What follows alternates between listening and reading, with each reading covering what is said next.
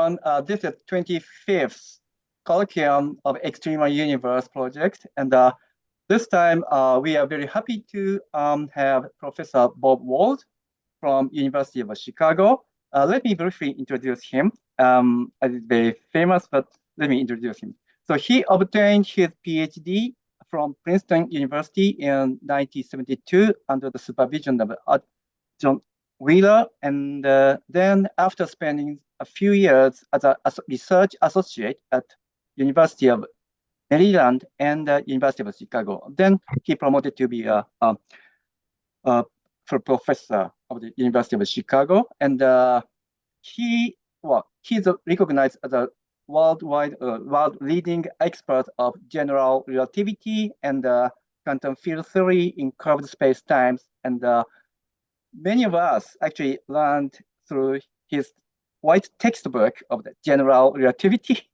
And also, as a research, he is very famous about his, for example, many things, but his natal chart black hole entropy or Wald's entropy.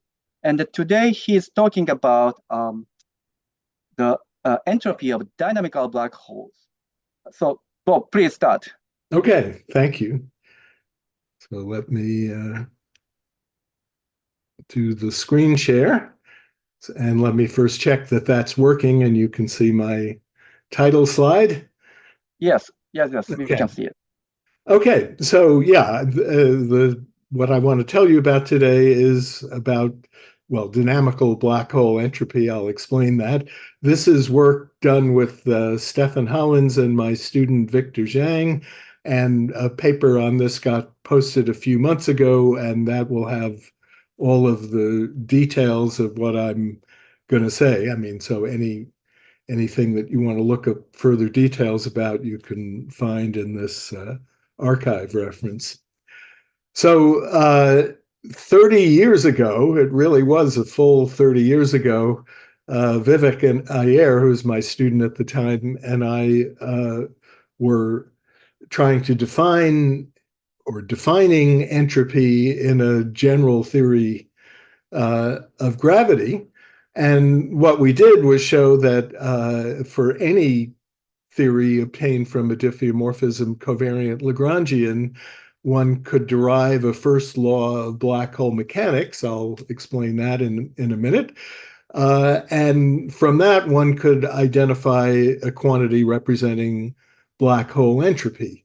So the first law of black hole mechanics is applying only to perturbations of stationary black holes. So that's one restriction, but an important further restriction, which this talk is going to be, removing at least partly, is that in our work, we had to evaluate the entropy on the bifurcation surface of the black hole. So we had to consider a black hole, we had to consider stationary black holes that have this so-called bifurcate killing horizon, where you have a future horizon and a past horizon that intersect.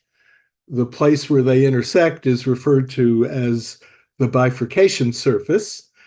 And our formula for entropy applied only on the bifurcation surface and only applied to stationary black holes or their linear perturbations, but most importantly, only at the time represented by this bifurcation surface. Now, we'd like to be able to evaluate the black hole, the entropy on an arbitrary cross-section, at least the non-stationary perturbations of black holes, to see if the entropy is changing, and in particular, whether the entropy is increasing. So that would allow us to, if we had a definition of entropy on an arbitrary cross-section, then we could investigate whether classically black holes satisfy a second law of black hole dynamics, that its entropy is non-decreasing with time, and even more interestingly, whether semi-classically there would be a so-called generalized second law of the sum of black hole entropy, and the matter contribution to entropy outside the black hole is non-decreasing. So Ayer and I were actually in the original work interested in defining black hole entropy on an arbitrary cross section, and we even in our paper proposed a formula, but we realized this formula was not field redefinition invariant and therefore not satisfactory. And in fact, in the published version of the paper, we retracted the proposal. And that's where things sat for another nearly 20 years when Shi Deng proposed a formula for dynamical black hole entropy based on some completely different holographic entanglement arguments. And his proposal only worked, well, it was made in the case of a Lagrangian that could depend arbitrarily on curvature, but not derivatives of curvature. A couple of years later, Aaron Wald gave a general prescription that is for arbitrary Lagrangians for black hole entropy, again, for perturbations of a stationary black hole, but now you can evaluate it on an arbitrary cross section. In the cases where both of them, both the Deng and Wald formulas applied, they agreed. So I suspect they agree quite generally, but that has not been proven. So that's again where things stood until this work. Now, what I'm going to tell you about is a new strategy that we have proposed to define dynamical black hole entropy, that is, entropy of a non-stationary black hole on an arbitrary cross-section. But again, we're only going to be doing this at leading non-trivial order in perturbation theory about a stationary black hole. And the idea that we're going to use, or the strategy that we're going to use, is basically, well, one that guarantees, once we've made this definition, the validity of a local, what one might call physical process version of the first law of black hole mechanics. Again, I'll explain that and show that to you in the course of this talk. We were not intending to make any changes to what people take to be black hole entropy in general relativity, namely the Bekenstein-Hawking formula, which is 1/4 the area of the event horizon. That,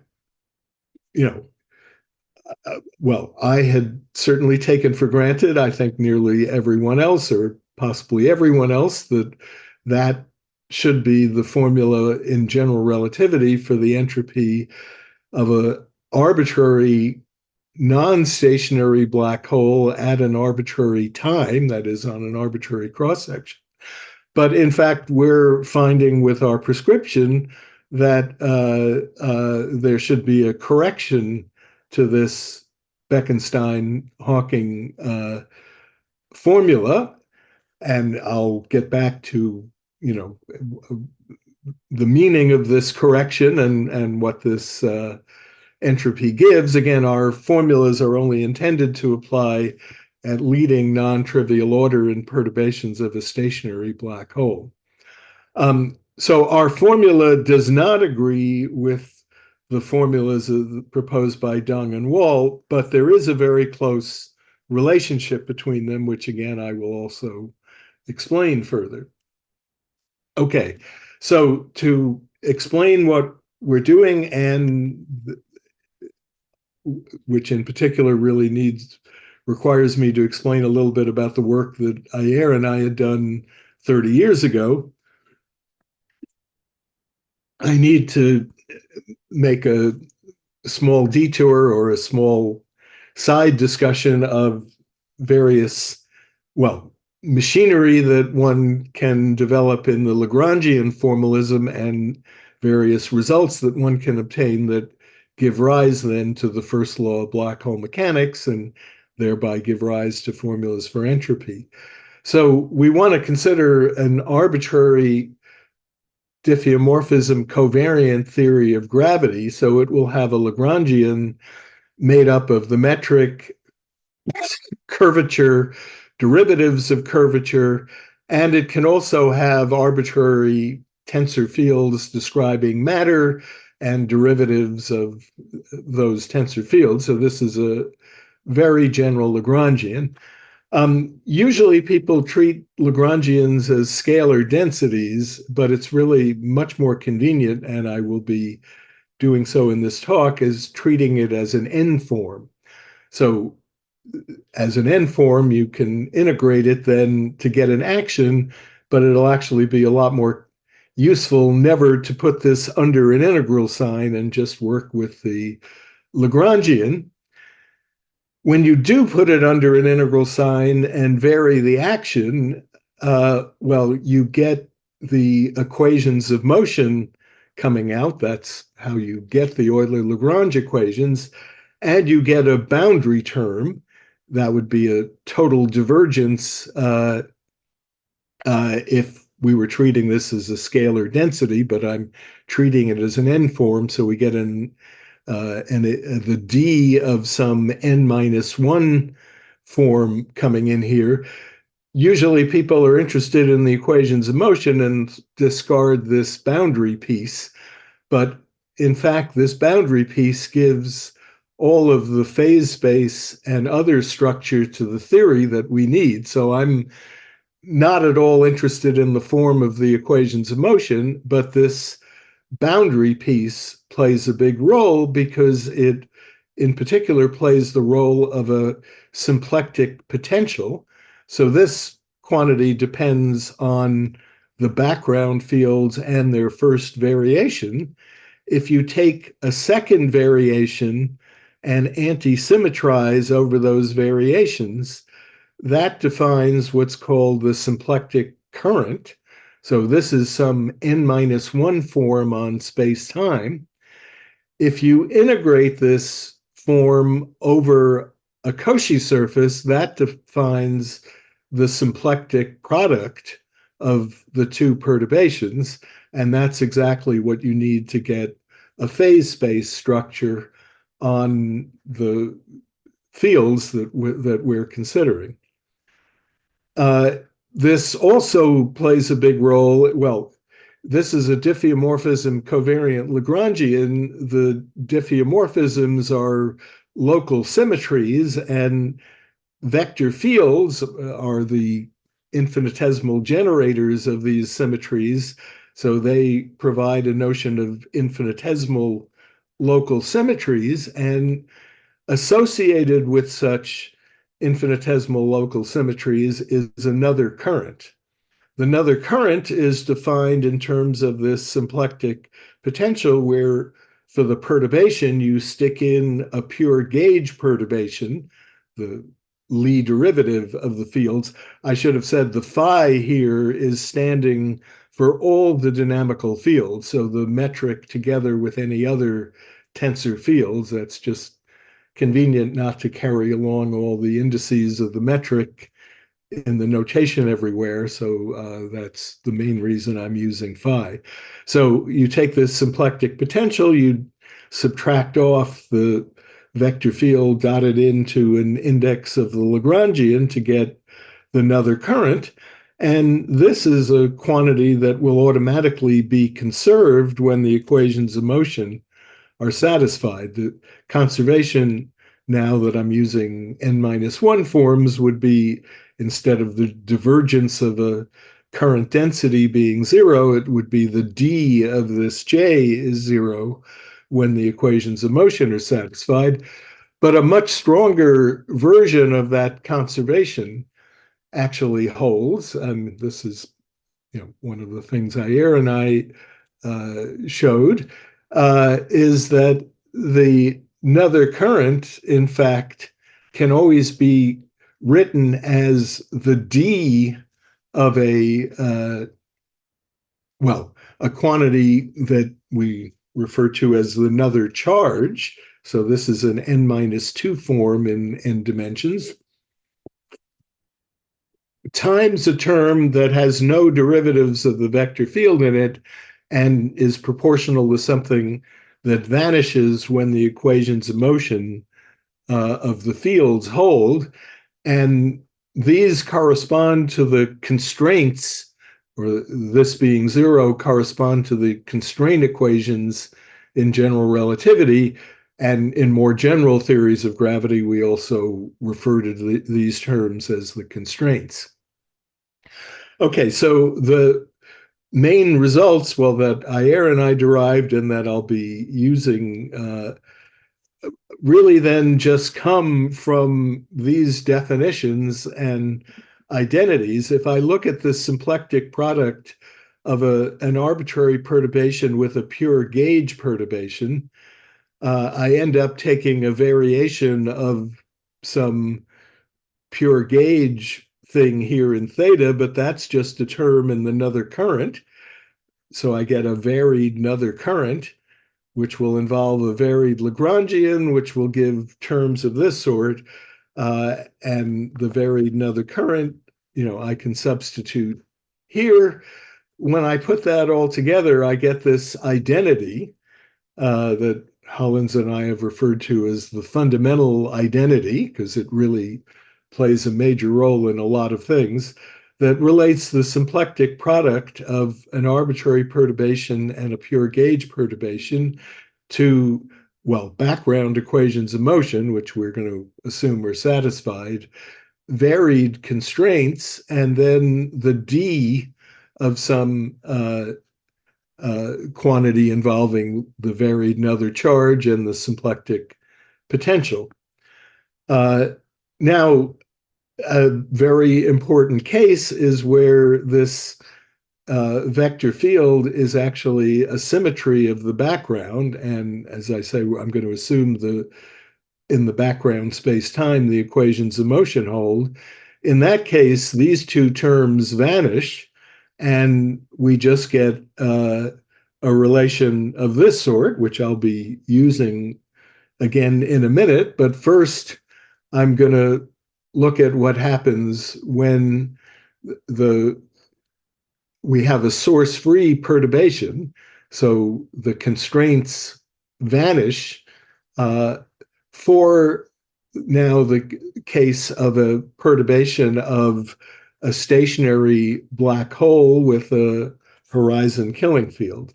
So now I've gotten rid of, by assuming the equations of motion hold at first order, gotten rid of this term as well. And this fundamental identity says that, well, this n-2 form here is closed. Its d is 0. But now if I take this term and integrate over a surface that runs from the bifurcation surface of the black hole to spatial infinity, I get a very interesting result.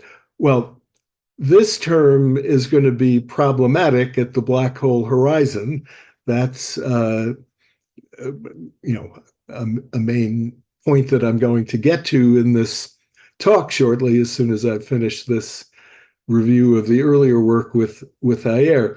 But we can get rid of this term on the black hole horizon by working at the bifurcation surface, because that, by definition, is the place where the horizon killing field vanishes. This intersection of the two horizons, the symmetry that generates the horizon, will vanish. So I don't get any contribution from here, and I just get then a contribution from the black hole boundary of the varied another charge.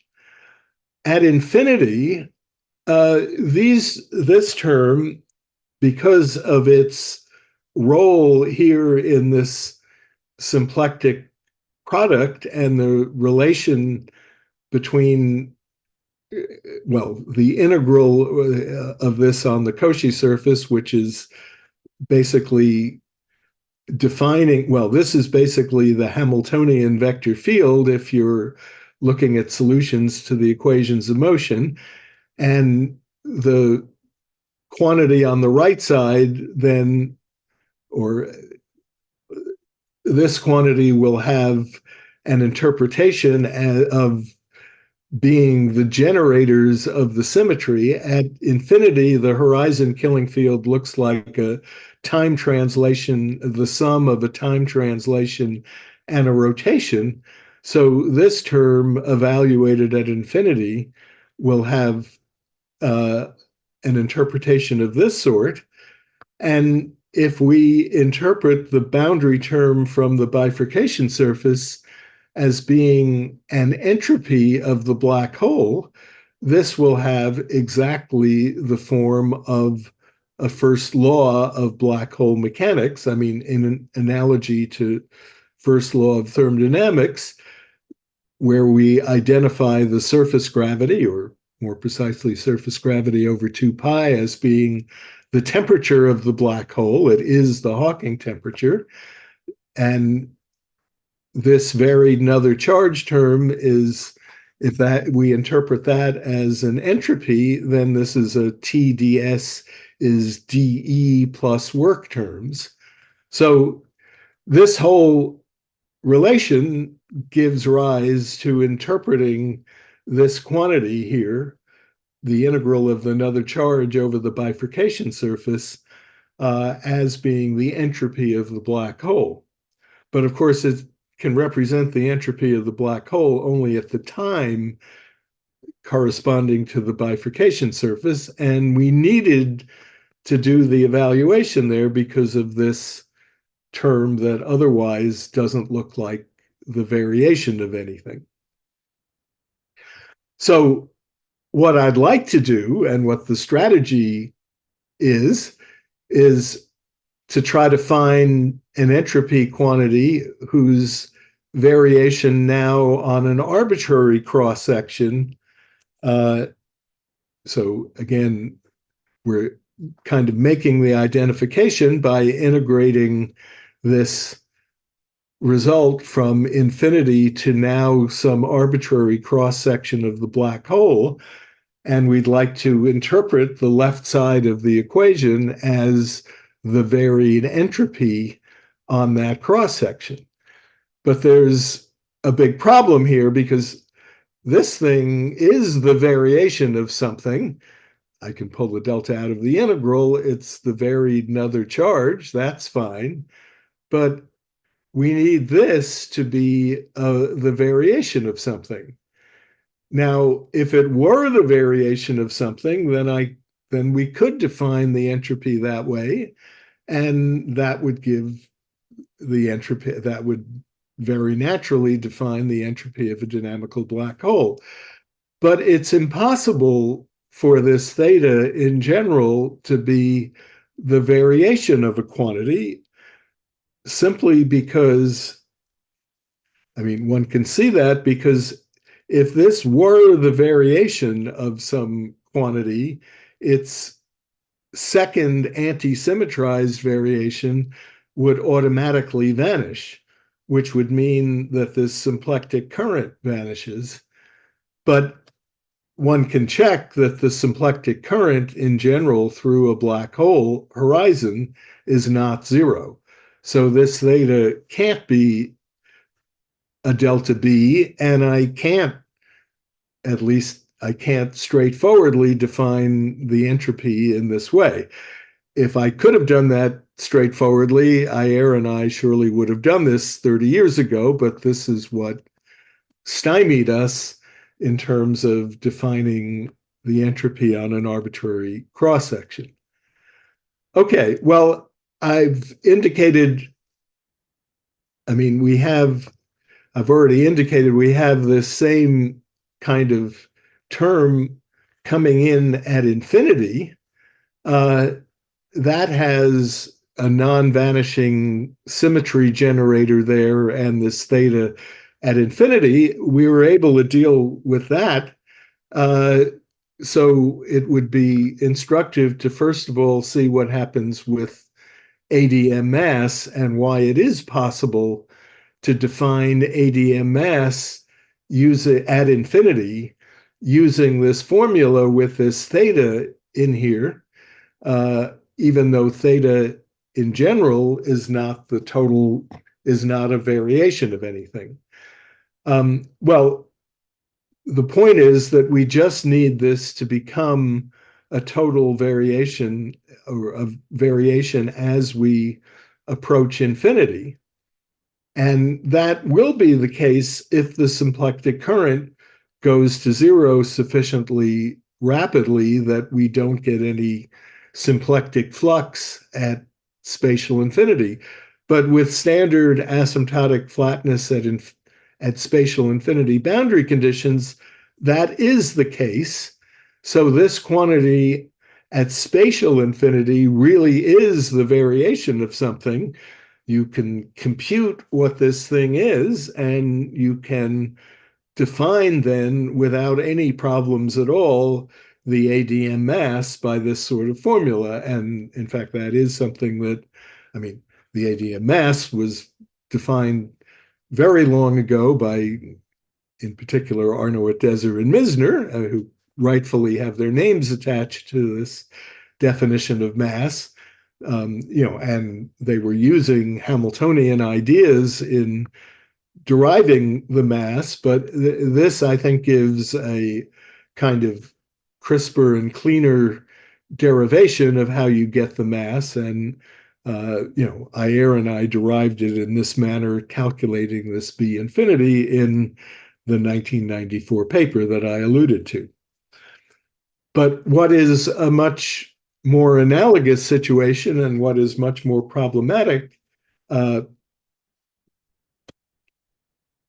is what happens at null infinity. So we'd like to define a notion of mass. I mean, Bondi did indeed define such a notion of mass over 60 years ago at null infinity on some arbitrary cross section. Well, one would like to define it for the same reasons as I've been describing by this formula, but that exactly as in the black hole case, that has this theta in here, and this theta at null infinity, right? At spatial infinity, this wasn't a problem because this really was a variation. But at null infinity, again, the symplectic flux does not vanish, and this quantity cannot, in general, be a total variation. So this is something that Zupas and I looked at 20 years ago, how to deal with making a definition of this sort when you have a theta that isn't a total variation. And what we noted is that although this wasn't a total variation, you could find a symplectic potential, another symplectic potential at null infinity that vanished in the case where the background was stationary. And the difference of these two symplectic potentials would be a total variation. So one could define, it's not really a Hamiltonian now, it's not really a mass in the same sense as the ADM mass is really the Hamiltonian, but one nevertheless could define a useful quantity in this way. That's what Zupas and I proposed. And indeed, not just for time translations, but for arbitrary BMS symmetries, we showed that this strategy does indeed work, does indeed give all the, charges associated with all BMS symmetries, and agreed with a previous proposal by Dre and Streubel. And one of the nice things that this automatically acquires by virtue of this kind of definition is a flux of all of a nice covariant local flux of these associated with these charges. Okay, well, I don't know why it took more than 20 years to think of just applying this same strategy that Zupas and I used at null infinity to consider first order perturbations of a stationary black hole. I mean, I guess one reason is that in the black hole case, we can really only apply these ideas to first order in perturbation theory about a stationary, or to leading order in perturbation theory about a stationary black hole, whereas at null infinity, one could apply those ideas, in an arbitrary asymptotically flat space-time. But what we proved, and this, takes a section of the paper to actually do it, is that although this symplectic potential in general can't be the first variation of some quantity, when we consider perturbations of a stationary black hole, then the theta does take this perturbed, variation of some quantity. Now, this might look a little different from what Zupas and I were saying with find another symplectic potential, where that other symplectic potential vanishes in a stationary background. But this statement is really equivalent to what Zupas and I did. I mean, we don't, in this current work on black holes, we don't define this alternative symplectic potential, but once you have found that at first order theta is delta B, then we could define an alternative symplectic potential in this manner and parallel all the arguments that Zupas and I gave. So our proposal is that although this is only the variation at first order, or at leading order in perturbing about a black hole, nevertheless, we propose defining this quantity by this relation and defining the black hole entropy on an arbitrary cross-section by this formula. Now, one immediate consequence of this, which is something that, went into the original, motivation of why we were thinking of defining entropy in that way, is that one immediately gets back from this fundamental identity that I was showing you earlier, what we refer to as a physical process version of the first law of black hole mechanics. So let me just explain all that now.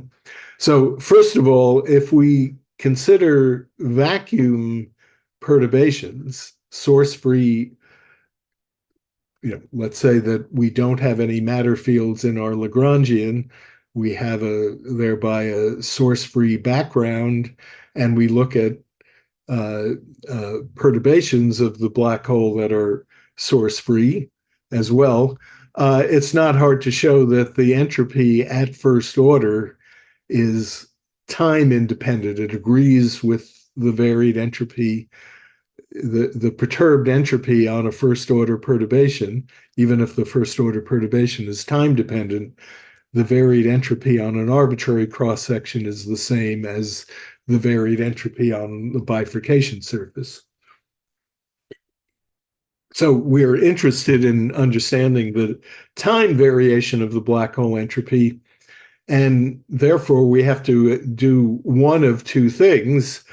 The perhaps most honest thing to do, which I'll get to in a minute, would be to just work to second order in perturbation theory. But there's a cheap, and I'll explain what happens when we do that.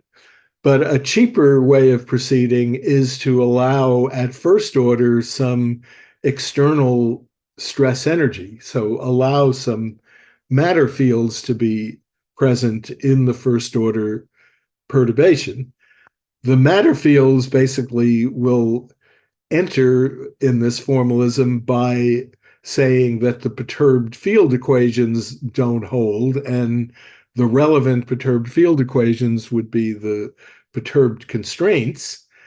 So if we allow at first order some matter, and we take the matter and throw it into a black hole, I mean, that's the thing I want to consider, then, I'm just in case you've forgotten, this is this general identity that came from the fundamental identity when we had a killing field and we had a background solution.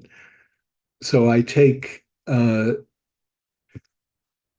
this formula, but now instead of integrating from a horizon cross section to infinity, I integrate this equation between two horizon cross sections, C1 and C2.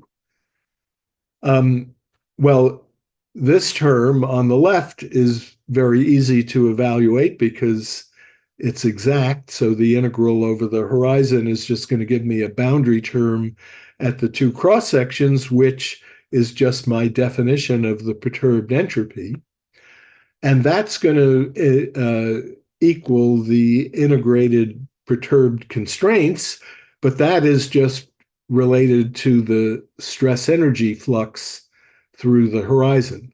So this fundamental identity relation, in the case where I consider a first order perturbation with some matter that I'm going to throw into the black hole, immediately gives a relation that says that kappa times the change in the entropy of the two cross sections, this capital delta is just the difference in entropy, perturbed entropy between the later and earlier cross sections, is equal to the energy flux through the horizon. So this is TdS equals dE. That's what we refer to as the physical process version because we're not comparing the change in entropy between the black hole and infinity. That's what we were comparing in this version of the first law. But now I'm comparing the change in entropy of a black hole when I do some physical process to it, like throw matter into the black hole, and we derive that TdS is dE in this situation. Now, this has a further immediate consequence because if this matter that I'm throwing into the black hole satisfies the null energy condition, that is, it's the stress energy dotted twice into any null vector is non-negative, then this energy flux is non-negative. And the physical process version of the first law then tells you that the entropy is increasing. So the second law holds then, at this leading order, which is first order in perturbing about a stationary black hole, if the matter that we are allowing into the theory at first order satisfies the null energy condition. On the other hand, if we do things a little more honestly and look at the pure vacuum case, don't allow this external matter, then what I derived here is still correct, but there's no, the right side is zero. There's no change in entropy. In fact, I already stated that by saying the entropy is time independent to first order. So you've got to go to second order to see the change in entropy. To do that, I'll go ahead and page back. We have to go all the way back to this fundamental identity and perturb it again to get a second order result. When we do that, we'll get a non-zero contribution from this symplectic product of the perturbation and its Lie derivative, and we'll get various terms coming in from here from the other side of the equation. When you assemble that all together, you find that at second order, the change in entropy is given by this symplectic product of the perturbation and its Lie derivative. This is the quantity, well, a quantity known as the canonical energy. The canonical energy density. When you integrate it, this is the canonical energy. And you get this extra boundary term coming in. Now, in previous work that Hollins and I did on stability of black holes, we by hand made this modification of the canonical energy by precisely this boundary term, as it turns out, to obtain a quantity that was locally positive definite. So we called the integrand here the modified canonical energy, and we showed explicitly in general relativity that this quantity, again, in general relativity, just gave the shear squared of the first order perturbation and was positive on the horizon, thereby giving rise, in the case of general relativity, to a second law for our entropy, right? Again, our entropy, just to go back to what I showed you before, does not agree with the Bekenstein-Hawking entropy. The area theorem of general relativity guarantees you that the Bekenstein-Hawking entropy is non-decreasing. It isn't obvious what happens when you make this correction, but what I'm showing you is that when you make this correction, then at leading order, you get a quantity, well, you get that the difference in entropy between two cross sections is positive. So in general, the second law will hold at leading order for vacuum perturbations if and only if the modified canonical energy is positive. It is positive in general relativity. I would not expect it to be positive in more general theories of gravity. That contrasts with this first order situation where you can require in your general theory of gravity that this external stress energy satisfies the null energy condition. Then you'll always, in this general theory of gravity, have the second law holding at leading order. But for vacuum perturbations, I see no reason why that should hold. Okay, so let's look at the situation in general relativity. So I showed you this formula before, but now you can kind of see that let me get to back to my definition of entropy. This another charge term is giving the usual Bekenstein-Hawking entropy on this arbitrary cross-section, but this extra term, or maybe I should be pointing here, this extra term is what's giving this correction. So one thing that's interesting about this modification, well, first of all, our entropy is a bit smaller for a dynamical black hole than the Bekenstein-Hawking entropy. The expansion at leading order of the horizon will be non-negative, so this term here will be positive, and we're subtracting that off, so we get a smaller entropy. But one odd thing about the Bekenstein-Hawking entropy, the black hole area, is the area is where the event horizon is located is, well, teleological is the word that's often used. You need to know the whole future history of the space-time to figure out where the event horizon is, and therefore to figure out what the area of the event horizon at the particular time you're interested in is. So if you are holding a baseball in your hand, that you're definitely going to throw that baseball into the black hole. in fact, while the baseball is still in your hand, the area of the event horizon will have increased slightly. Because the actual event horizon lies a little bit outside of where you might have thought it was going to lie, because you're later going to throw this baseball in. The gravitational attraction will be stronger than you might have previously anticipated, and someone who thought they might have been able to escape from where they thought was outside the black hole will in fact find they can't escape, because the baseball comes crashing in on them just as they were about to escape. I mean, the extra gravitation of the baseball keeps them trapped and falling into the black hole.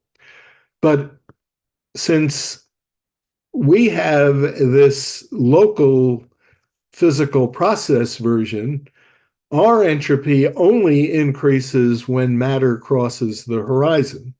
So while you're holding the baseball in your hand, well, the area of the horizon increases a little bit because you're going to throw it in later, but the expansion of the generators increases a little, and these cancel each other out, at least at leading order.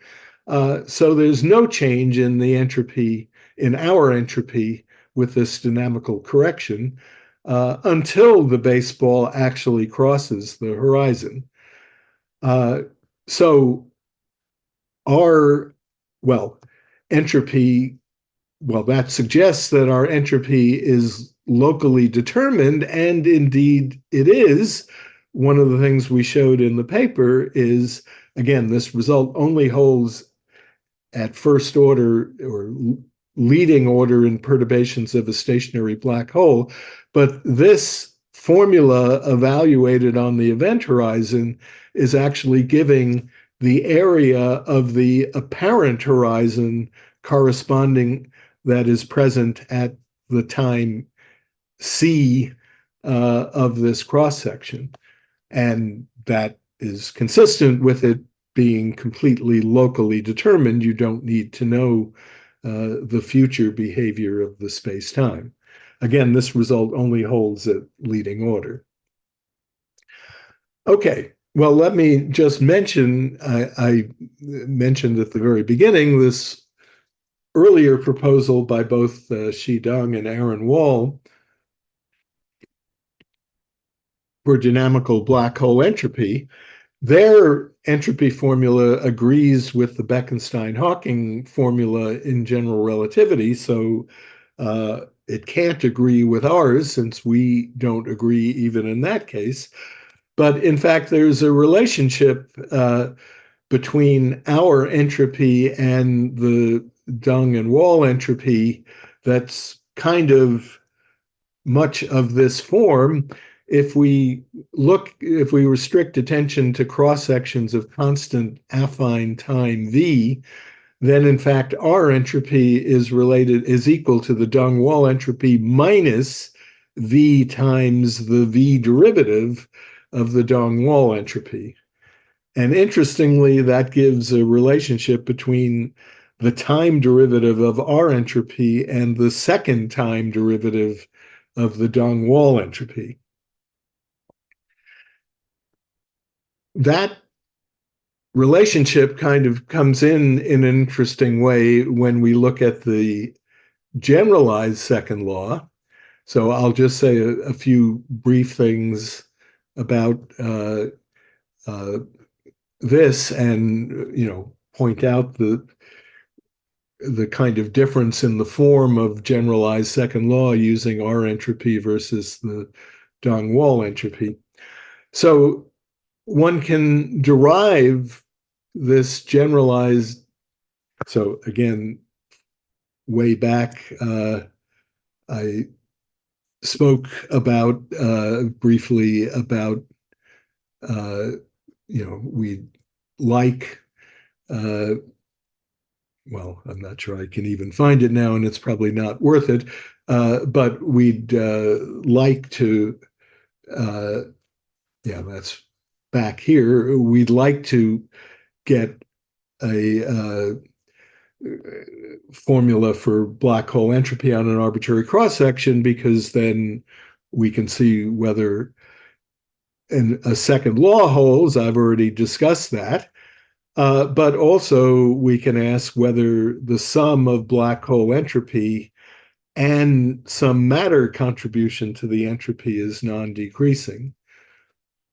Well, in fact, there is a general result, I mean, that was investigated sort of independently, really, of generalized second law considerations, referred to as the quantum null energy condition, which has been rigorously proven for a null hypersurface in Minkowski space-time, but we believe the argument should work when applied to a killing horizon, which is what we would need, and for the perturbations of a killing horizon, which is what we would need for the version of the generalized second law that we want to impose. And this quantum null energy condition asserts that the second time derivative, well, time derivative along with respect to affine parameter on this null surface, in this case, the killing horizon, is related at a given time, is related to this stress energy integral over a cross section at that time, where this quantity here on the left is the von Neumann entropy of the quantum matter outside the black hole, which is formally given by trace rho log rho. Now, in quantum field theory, this von Neumann entropy is actually not well defined. This trace rho log rho is infinite, but one can make sense of V derivatives of the von Neumann entropy. So this left side and, well, is in fact, well, this relation is in fact well defined. So if we take this as our starting point, then, and I just substitute, get rid of one of these Ks in favor of the horizon killing field here, we get a result that says that V times this second V derivative is related to this stress energy flux, but this is the quantity that appeared in our physical process first law. It's the same quantity appearing that I've written there. So this quantity, if we assume semi-classical Einstein equations, should be just the V derivative of R entropy. Well, that's sort of weirdly related to some strange second V derivative quantity involving the von Neumann entropy.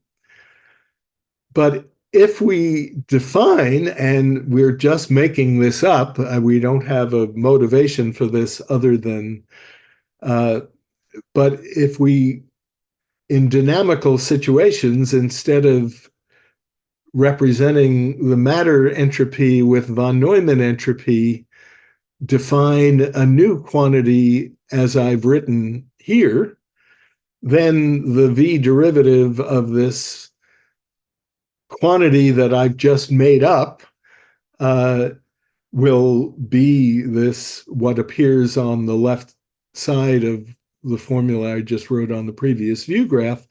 And QNEC then will take the form of a generalized second law, but with this kind of modified version of dynamical matter entropy. On the other hand, we could also write this term in terms of the Dang-Wall entropy, in which case the QNEC relation would be this. And if we integrate this relation and assume this future asymptotic condition in the integral, we get a version of the generalized second law with the Dung-Wall entropy, but the ordinary von Neumann entropy coming in. So interestingly, our version of the generalized second law using R entropy and this modified formula for matter entropy is equivalent to Koenig, whereas if we use the Dung-Wall entropy and the ordinary definition of von Neumann entropy, that's equivalent to an integrated form of Koenig.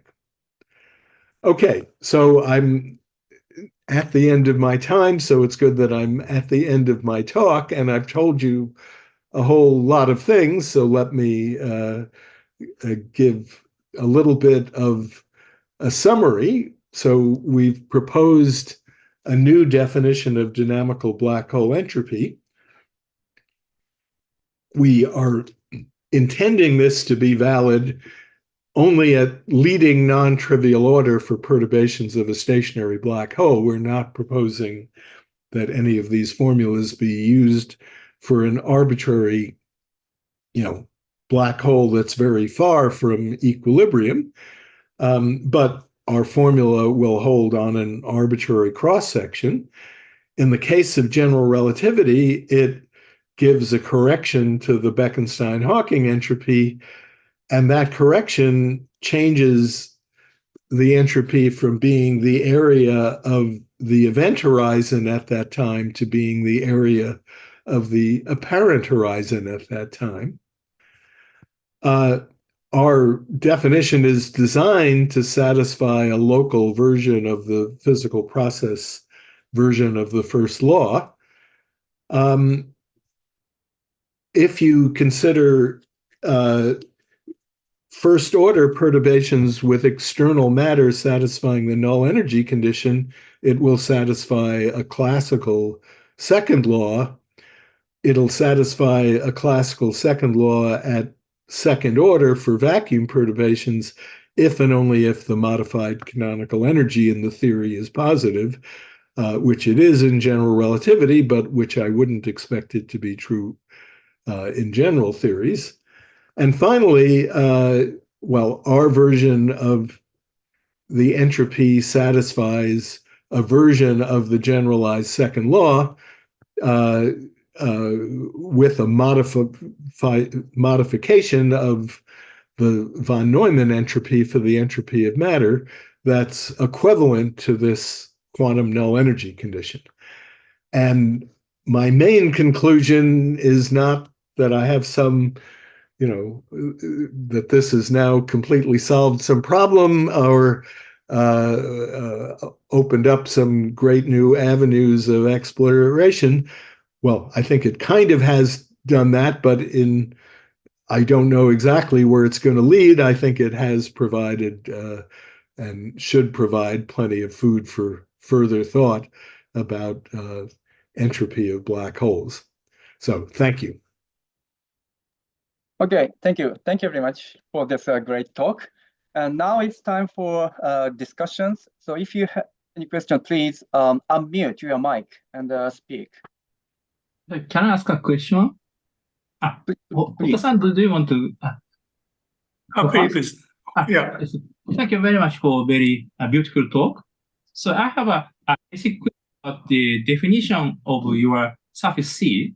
So in the static case, I understand that your surface corresponds to horizon, bifurcating horizon, which is very, very clear. So, but in general, in time-dependent case, how do you choose your surface C horizon? Oh, the C is the script C that I was referring to is an arbitrary cross-section of the horizon. So you choose it. You get to choose whatever you want for that C. I see. So, but that case, I think you are computing time dependence of entropy. So this choice of time is arbitrary. I mean, yes, you can choose any time nearby horizon. Yeah, just to go back to the slides in this second law, we choose any two cross sections, you know, the C1 and the C2 or any two cross sections. I mean, I want C2 to be later than C1. I mean, it'll be confusing and I won't be able to use this formula if part of C1 is later than C2 and part of C2 is later than C1. So I want C2 to be the future of C1, but then we have this result completely generally, and the C2 and C1 are absolutely arbitrary as long as C2 is to the future of C1.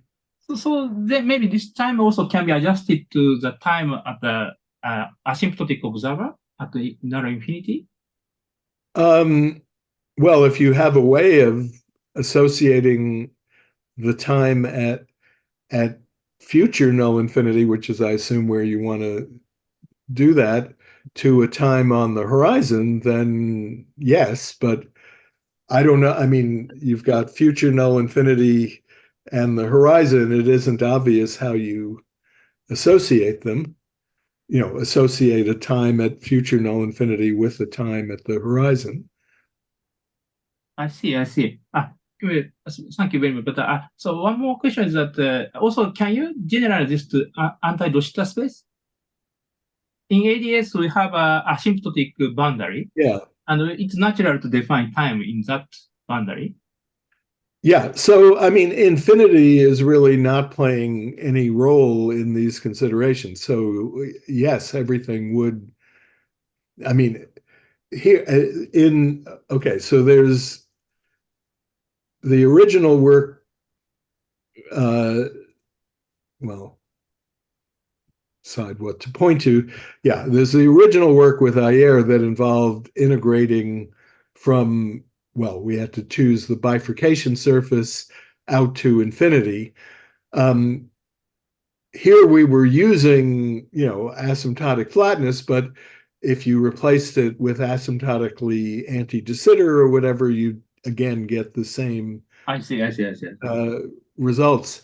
For what we're doing in the new work now, we're really just focusing on what's going on the black hole horizon itself. So now infinity really, I mean, so this work would straightforwardly generalize, but our present work doesn't really even need to be generalized because we're really, you know, for formulas like this, we're working exclusively on the horizon.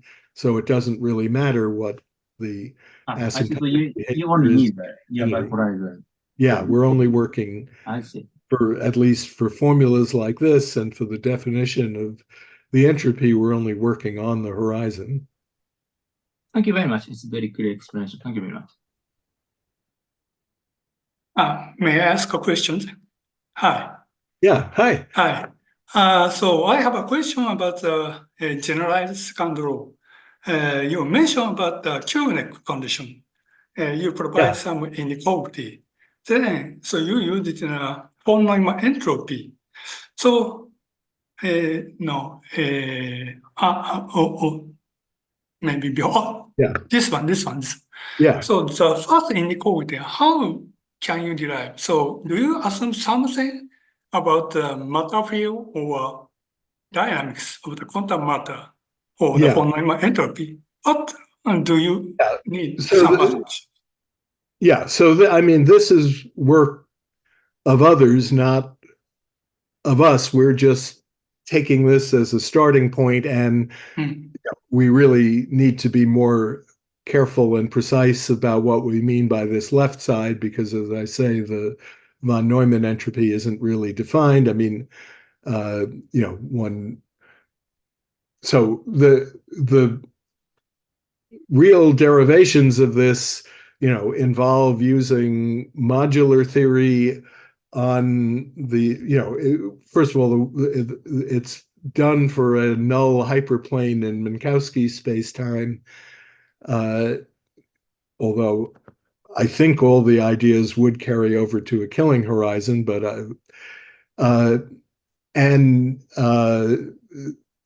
you know, so I have not actually studied the papers that have done this. We have references in our paper. I mean, there are on the rigorous end of things, there is a paper by Tom Faulkner and collaborators that is giving a proof of this. So that would probably be the best place.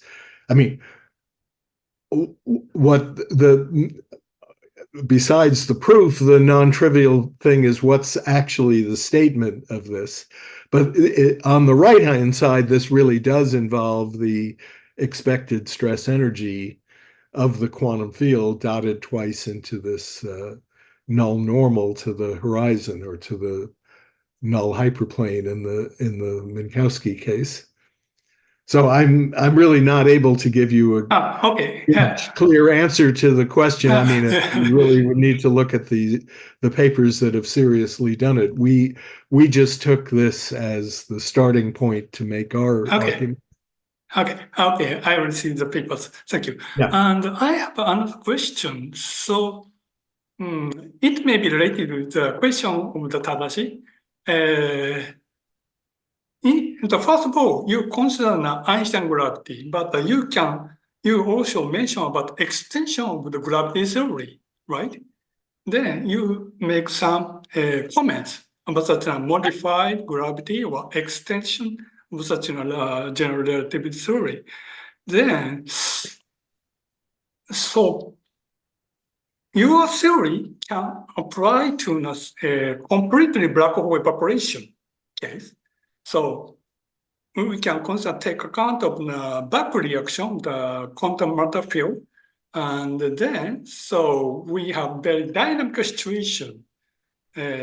So in some case, in some theory, we do not have any precise event horizon. We just have an apparent horizon in that case. What happens if we'd like to apply your theory to such a completely evaporating black hole case, like Stephen Hawking or Schrödinger or other people talk about? So Yeah. no event horizon, no exact event horizon. We just apparent horizon case. So your theory doesn't matter even if we have no exact event horizon, right? Just apparent horizon just work. Okay, but I mean, what we've really done is, kind of rigorously applicable to looking at perturbations of space-times where you have this bifurcate killing horizon. So we're really, and all of our formulas are really perturbative formulas about that case. Now, in that case, in that situation, we have a well-defined event horizon. If you want to, so there's a good question of, what do you do when you want to take our results or our ideas or our formulas and apply it in, a bit out of the context where we derived it? And I don't have a clear answer to that. I mean, I would think that if you can think of the black hole as nearly stationary over some period of time, then you should be able to, I mean, it's true that the event horizon, because of what's going to happen at a much later period, might be very different from what you thought. But, I would think you could apply these formulas. Now, I mean, because our formula is saying that the entropy should actually be the area of the apparent horizon, that will make sense, even if we don't, even if it turns out there isn't really an event horizon because all the information comes out later on in the evaporation or something. Okay. So, I mean, I think this has a chance of making sense in the context where there isn't really an event horizon. But everything we've done and everything we derived is in the context of perturbing off of a space-time with a killing horizon. Okay, thank you very much. Yeah. Excuse me, can I ask a question? Please. Yeah, so related question. So so on the background, so you have some killing vector field, and so you assume that there is a killing horizon.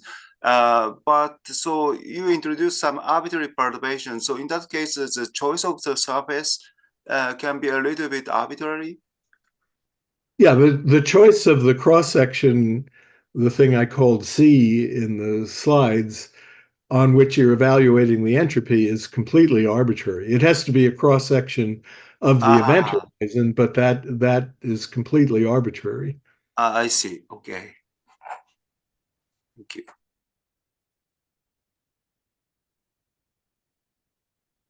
Can I ask a question? Please. So I have a question about canonical energy formula. So could you show it again? Yeah, sorry, which formula? Canonical energy, modified canonical energy. Oh, yeah, okay. I have a very minor question. So, so right-hand side is a integration over some hypersurface. So where is Yeah, it? this would be, it's like here, except now we're doing second order. And so I didn't put in the limits here, but the integral here is between the cross sections C1 and C2. So I have two cross sections of the horizon. Let's say C2 is to the future of C1, and this integral is supposed to be taken in the region of the event horizon between C1 and C2. And similarly here, the integral is taken between the two cross sections on which I'm evaluating the entropy. The modification, I think the modification from the usual one is the last amount. That is only completely coming from the boundary C1 and That's right. C2, right? I see. Yeah. So this will just give a boundary term I see. on the two cross sections. But what this is really doing, when you evaluate the canonical energy, you get the square of the shear. So that's kind of like a gravitational stress energy flux, and that's nice. But you get an extra term, which is actually, as it turns out, is just this term, but you get an extra non-positive term, which is exact. So this is exactly canceling the kind of not nice term in the canonical energy to just give you the shear squared. So when Hollins and I were doing 10 years ago, we're doing stability, writing our paper on stability of black holes, we were, the canonical energy naturally came up in there, but the canonical energy flux wasn't positive.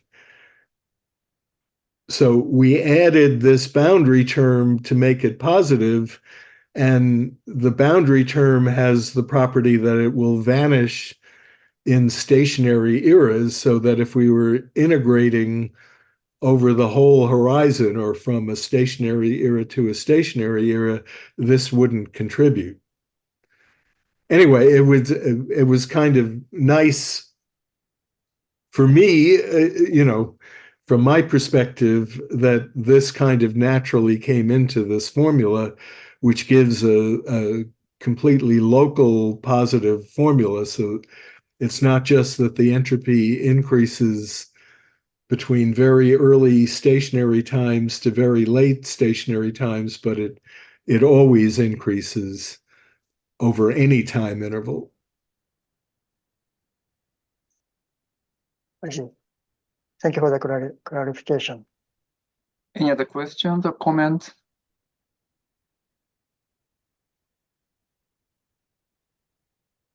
Can I ask a question about, so you assume that on the background you have a killing horizon, killing event horizon, and so the surface gravity is constant over the horizon.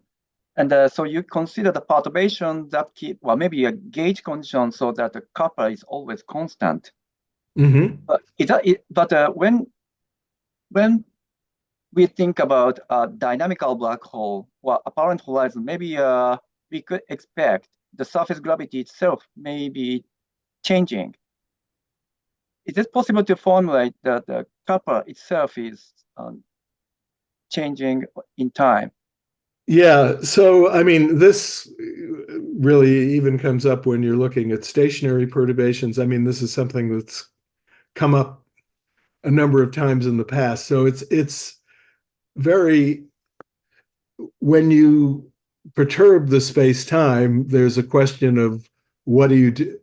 Okay, in the background space-time, we have a killing field. So this is completely, uniquely defined. It has a well-defined surface gravity, which by standard results is constant over the event horizon.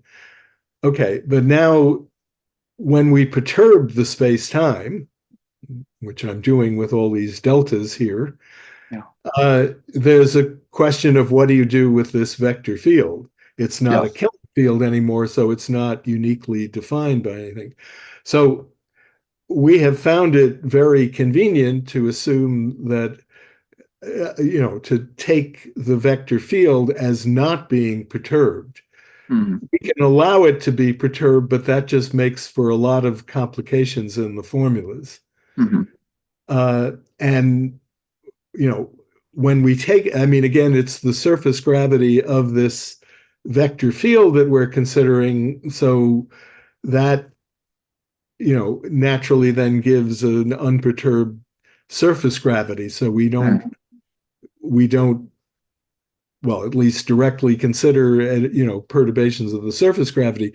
I mean, we could be perturbing to another stationary black hole that would have a different surface gravity with respect to its killing field, but we would represent, the way we're doing things, we would represent that perturbation to another stationary black hole as though it were a non-stationary perturbation, because we would keep using the old vector field instead of changing it to the new killing field.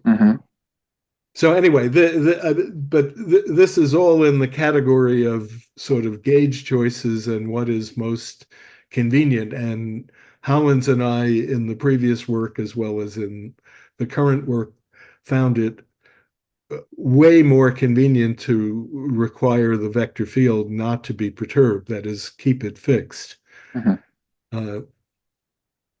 So that's what we're doing here as well. Okay, thank you. But you could, if you wanted, you certainly could allow it to vary and thereby also have the surface gravity vary and so on. Just that it complicates the formulas much more than it's worth, is my opinion. I see. Thank you very much. Any other questions, comments?